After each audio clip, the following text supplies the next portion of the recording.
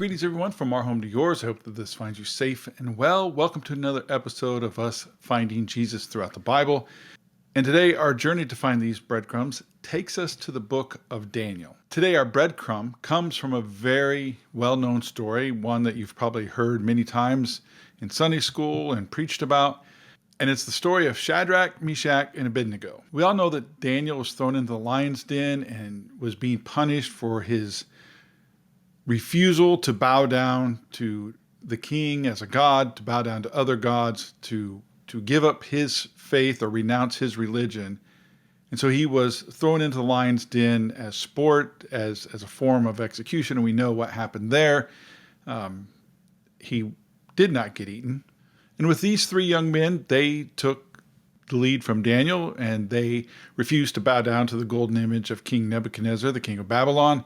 And so he wanted them punished as well. So the punishment for them was to be thrown into a furnace and burn alive. So they stoke the fires, they get it ready, they put the three young men into the furnace. And when the king looked in to see his handiwork, not only did he see the three men just walking around like they were hanging out, but there was a fourth man in the fire walking around and hanging out with the other three. And the Bible says that when King Nebuchadnezzar described this fourth man, he looked like the son of the gods. Now, that phrase is our breadcrumb for today. That phrase is where we get the idea that this was Jesus, the Son of God. And theologians call this a pre-incarnate appearance of Christ. For us, it's a breadcrumb of Jesus throughout the Bible. But the idea of a pre-incarnate appearance of Christ is that of Jesus appearing before his incarnate birth in Bethlehem. And we believe that there were many appearances of Christ pre-incarnate, but this is just one of the most famous ones. Anyway, back to the story. These three men stood up for what they thought was wrong. They stood up for what they believed. Their faith, their trust, and their belief was something that they were willing to die for. And that in itself is just a fantastic story. Three young men who were dedicated to God, who trusted God and believed in him so much that they would not give in to peer pressure. They would not give in to the bullying and to the commands of the king of Babylon. And so they were willing to die for their faith, their trust, their belief, their religion. And there is a lot for us to learn in this story about faith and steadfastness in our faith in the face of trouble and trying times. But I think the real icing on the cake of this story is that Jesus was there when they were experiencing trouble. And we can take that and say, Jesus is here, Jesus is with us when we are experiencing trouble, when we are going through the tests of life and have been put into the fiery furnace by those around us. When we've been thrown into that furnace, Jesus is there with us. Have you ever met someone who has this crazy story? We probably think it's crazy, but just has this wild story where they were like, I was almost killed, but I almost died, but. And then they tell the story of this happened or that happened, and there were witnesses to it, and they say they saw someone pulling them out of the wreckage or out of the fire, out of the house that was burning. Have you ever heard those stories? One of my favorites is of a gentleman who was an over-the-road truck driver many, many years ago, and a sports car, crossed over the center line and was speeding, running into him as he was traveling down the highway, probably at the speed limit in a truck, 18-wheeler, and the little sports car, was hitting him head on. And he tells the story that as the car and the truck are demolishing around him, time seemed to slow down, and he could see the man, that the driver of the sports car, suspended in the air and being taken to the side of the road.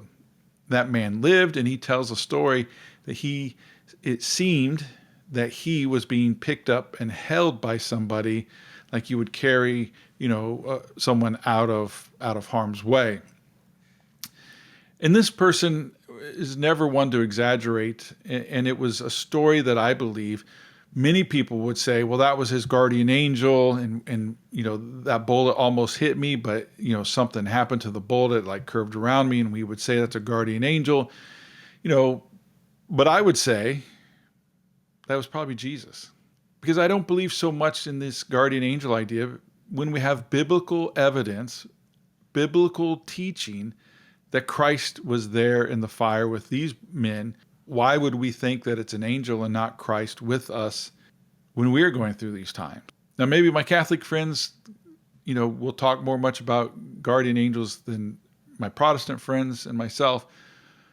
But I believe we have biblical evidence that Christ is with us in those fiery times. Christ is with us in those valleys, in the shadows of death. He is with us in the highs and lows of our life. He is with us when no one else will be.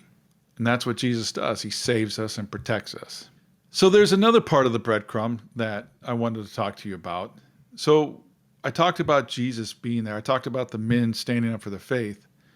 And I do believe that Jesus is there among us, but sometimes when Jesus is here, we're so preoccupied with what's going around us that we don't see him. And sometimes it takes somebody else to point out, hey, that's Jesus.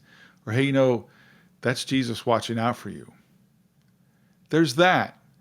But then also, I believe sometimes in the fiery furnace, in the trials and tribulations of our life, if we are called to be like Jesus, we are called to follow Jesus, sometimes we are the ones that Jesus uses to be part of somebody's life. And what I mean by that is Jesus may be sending you into that fiery furnace to be with those three men. Jesus may be sending you to sit at that hospital bed. Jesus may be sending you to be with that neighbor who has PTSD, who's going through something. Jesus may be sending you to sit on the side of the road and hold somebody's hand as they're contemplating ending everything. Jesus may be sending you. Think about that. Grace and peace to you. God bless you. Have a great week.